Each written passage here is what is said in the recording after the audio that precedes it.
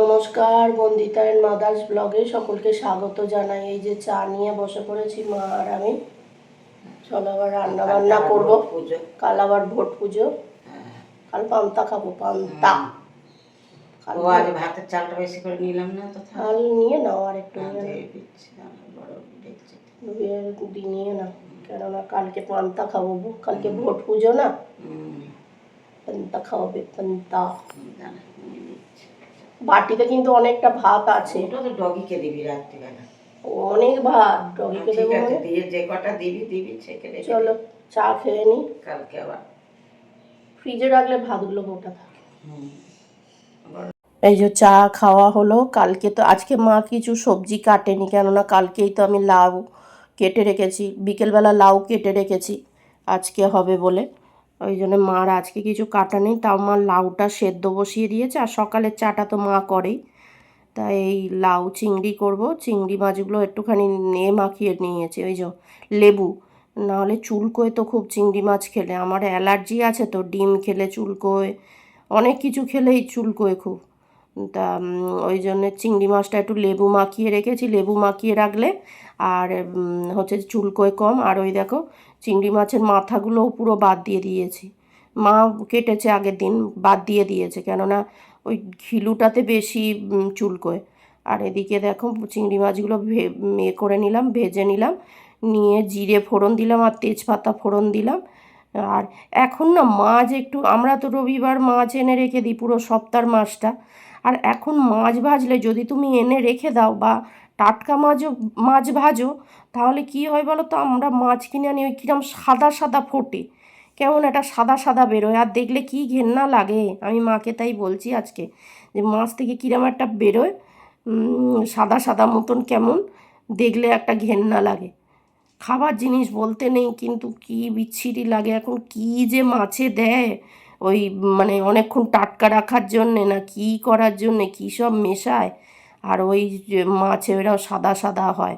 তা যাই হোক, আমি হলুদ দিয়ে দিলাম, আর হচ্ছে যে হলুদ দিয়েছি, আর আর কিছু দেবো না, আর নুন আর মিষ্টি দিয়ে, আর হচ্ছে যে এটা করবো লাউ চিংড়িটা। আর আজকে কোনো দেবো না, এই যে মিষ্টি দিয়ে দিলাম একটু।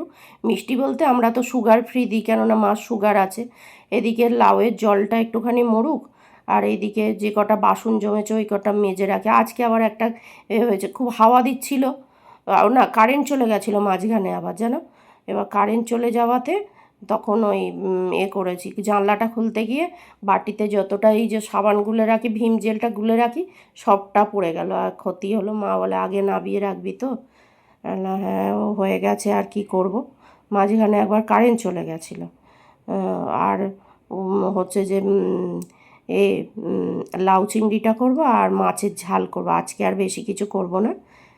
তাই করতে করতে কত মানে বেলা হয় না, নাহলে কি আর মা খেয়ে অফিস বেরোতে পারে। এই গরমে না রান্নাঘরে থাকাও যাচ্ছে না, মানে এত অস্বস্তি লাগছে কি বলবো। ওই জন্য তো এখন কিছু টিফিনও বানাচ্ছি না সেরমভাবে।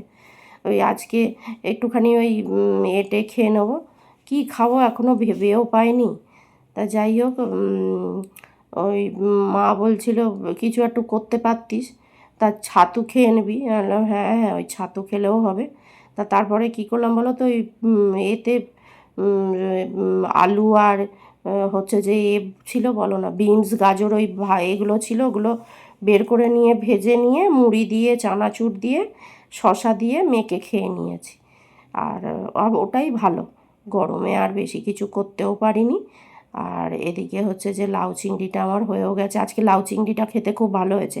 আর একটা জিনিস দিয়েছি, কাঁচা লঙ্কা বাটা মাঝখানে দিয়ে দিলাম না, কাঁচা লঙ্কা বাটা, ব্যাস। আর অন্য কিছু দিইনি। জলটা শুকিয়ে নিলাম, আর নুন মিষ্টি এই ঝালটা ঠিকঠাক হলে তাহলে, আর গরমের সময় তো বেশি ঝালও দিচ্ছি না, বেশ ভালোই খেতে হয়। আর ওদিকে ভাতটা বসিয়ে দিয়েছিলাম, ভাত ফুটে গেছে, গ্যাস বন্ধ করে দিয়েছি, ওই ভাপেই হয়ে যাবে। একটা ফুট হলে তারপরে। আর এই মাছগুলো গুলে মাছ, মা খেতে যে কী ভালোবাসে, আর আমার একদম ভাল লাগে না এই মাছগুলো, কেমন যেন একটা দেখলেই কেমন লাগে। মাছ জন্যে শুধু আনা। আমি মানে এই মাছটা কেমন লাগে। আর আমার হচ্ছে যে শোল মাছ আমি একদমই খাই না। আর মা খেতে কি ভালোবাসে আমার জন্য, জানো তো, মাও খেতে পারে না। দুজন মানুষ, একজন যদি খায় একজন যদি না খায়, এবার মার জন্যে কীভাবে আনবো বলো? শোল মাছ তো এরমভাবে অর্ধেকটা বা 2 পিস দেবে না। ও শোল মাছ নিলে পুরোটাই নিতে হবে, আর পুরোটা নিলে মা কতদিন ধরে খাবে? ওই জন্য মা আমার জন্য শোল মাছও খেতে পারে না। তা যাই হোক, মাছগুলোও ভাজা হয়ে গেছে দেখতে দেখতে। এবার ঝালটা বসিয়ে দেবো ওই সর্ষে পোস্ত বাটা দিয়ে, সর্ষেটা কম দিয়ে পোস্ত বাটা বেশি দিয়ে। আজকে মাছের ঝালটাও ভালো হয়েছে। আর এইখানে এই যে দেখো, আলু আর বিনস গাজর সব একসঙ্গে রয়েছে, এইটা একটু গরম করে নেবো, মাও ভাতের সঙ্গে খেয়ে নেবে আর আমি ওটা দিয়েই টিফিন করে নেবো, হয়ে যাবে তাহলে।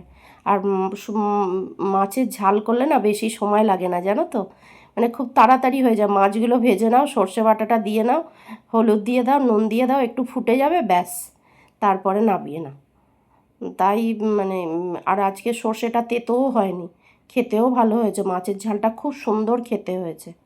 আর এই গরমে তো ঝাল টাল বেশি খাচ্ছি না, এমনিই আমরা ঝাল খুব একটা খাই না, কেননা আমি খেতে পারি না ঝাল। ওই হলুদটা দিয়ে দিলাম, দিয়ে একটু নেড়ে নিলাম, দিয়ে এবার সর্ষে পোস্ত বাটাটা দিয়ে দিলাম। সর্ষে পোস্ত আমরা প্যাকেট আনি না, ওই বাটাটাই করে, ওইটাই খাওয়া হয়।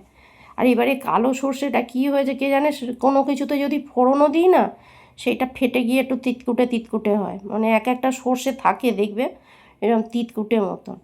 আর হচ্ছে যে মাও বেটেছে যতবার তেতো তেতো, আর আমি যদি কোনো কিছুতে ফোড়নও দিই তাতেও দেখছি যে ওই ফেটে ফেটে যাচ্ছে, তারপরে একটু তিতকুটে মতন লাগছে।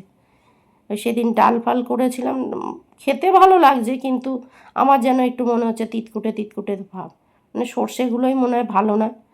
তা যাই হোক, আমার এখানে মাছের ঝালটাও হয়ে গেছে। তা যারা এই অবধি দেখেছো তাদের যদি একটুও ভালো লেগে থাকে তাহলে লাইক করো, কমেন্ট করো, আর প্লিজ প্লিজ আমাকে সাবস্ক্রাইব করো, তাহলে আমি এগিয়ে যেতে পারি। হচ্ছে যে আমাকে সাবস্ক্রাইব করলে, আর আমার সাবস্ক্রাইব খুব কম, আমাকে যদি হেল্প করো তাহলে আমি একটু এগিয়ে যেতে পারি। আর হচ্ছে যে একটু, আর যারা ভিডিওটা দেখো প্লিজ একটু লাইক করো, তোমাদের একটা লাইক আমার ভিডিও বানাতেও অনেক সাহায্য করবে। কেননা লাইক না করলে বা ভিউজ না হলে না ভিডিও বানানোর ঠিক মানে আস্তে আস্তে এনার্জিটা নষ্ট হয়ে যায়। তখন ভাবে ধর আর ভিডিও করে কী হবে, কেউ দেখে না, কেউ লাইক করে না, কেউ কমেন্ট করে না, কেউ সাবস্ক্রাইব করে না। এটা যারাই ভিডিও করে দেখবে তাদের মধ্যেই হয়। হয়তো মানে কেউ বলে কেউ বলে না, কিন্তু সবারই মনের মধ্যে এটাই হয় যে ধর কেউ সাবস্ক্রাইব করছে না, করছে না, তাহলে আমার দ্বারা হবে না, আর ভিডিও করে কি করব। তারপরে আমার মা বলে করে যা করে যা, আমার মায়ের ইচ্ছেতেই এটা খোলা, সবাই করছে কেন তুই করবি না, সবাই পাচ্ছে কেন তুই করতে পারবি না। তা যাই হোক, মায়ের কথা, মা একটা ইন্সপিরেশান, আর মা যেখানে মায়ের আশীর্বাদ রয়েছে সেখানে নিশ্চয়ই হয়তো একদিন না একদিন হবে আমার। তা যাই হোক, দেখো বাসনগুলো মাজা হয়ে গেছে, রান্না বান্না করছিলাম, মার এদিকে পুজো দেওয়া হয়ে গেছে। দেখো গোপুসোনাকে সাজিয়ে দিয়েছে জুঁই ফুল দিয়ে, কি সুন্দর করে, এই দেখো সুন্দর করে সাজিয়ে দিয়েছে। আর এখনো ব্রেকফাস্ট রেডি করিনি, মা ওদিকে খেতে বসেছে। মাকে বললাম একটু শশা কেটে দাও, এই যে ফ্যানের আওয়াজ যা কিছু শোনা যায় না, না ঠিক আছে, ওই শশা কেটে দেবে, একটু মুড়ি টুড়ি দিয়ে খাবো। এই যে আজকে দুপুরে খাবো ভাত, লাউ চিংড়ি, আর এই যে মাছের ঝাল, আর এখানে চাটনি তো রয়েছেই, আমের চাটনি। আজকে দুপুরে এই মেনু। হ্যাঁ, এই যে মা এসছে, এসে চা করলো আর আমি সন্ধে দিলাম। আর করলো তরকারি গরম করলো, মেঘলা মেঘলা করছে, আর এই একটু ছিটে ফোটা বৃষ্টি হয়েছে হয়ে, আর গরমে টেকা যাচ্ছে না, খুব গরম হচ্ছে। চলো চাটা খেয়ে নি, সন্ধে হয়ে গেছে। এই যে চলো চা খাই। এই যে ঠান্ডাটা দিয়েছি, খুব খুশি, ঠান্ডা ঠান্ডা। হ্যাঁ, গরমে এরকম ঠান্ডা ঠান্ডা খুব ভালো লাগছে, বল পেটটা ঠান্ডা হচ্ছে না একটু, বাদে থেকে তো হাঁচবি আবার, খাঁকা করে ডাক, হাঁচবে হাঁচবে হাঁচবে, হ্যাঁ জানি তো হাঁচবে বললে। এই যে দুজনে মিলে এসছি, খাচ্ছে, খেয়ে নি।